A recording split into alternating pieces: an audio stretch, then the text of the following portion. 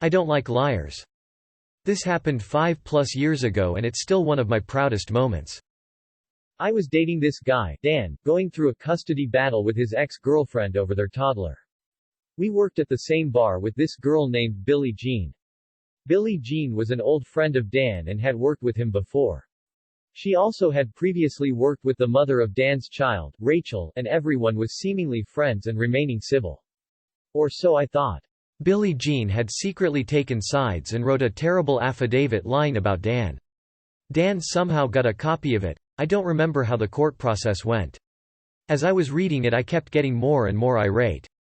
I hate liars, and one thing I really feel that crosses a boundary is using a child for leverage to hurt the other parent.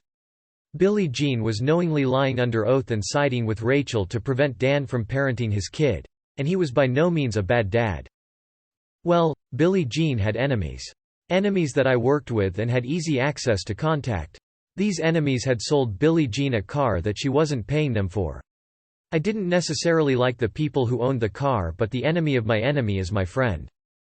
I called them up and told them I came in peace. I asked if they had Billie Jean's address to get back their car. They did not. I passed off Billie Jean's info and waited for her to call me. Now I was one of 2 people who could have ratted out the location of the car, and when Billie Jean called me to tell me her car got repoed, she said she had no idea who could have done it. It would have either been me, or her ex Robbie. I tell her casually, I don't think it was Robbie.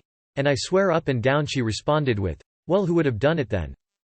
I held back laughter and finished the conversation with half-assed, oh I don't know, that's so weird, type comments until she hung up. Dan was next to me in the car snickering. Dan won shared custody of his child and Billie Jean lost her bar job because she didn't have transportation to work an hour away. To this day I wonder if she ever pieced together that it was me. I don't like liars.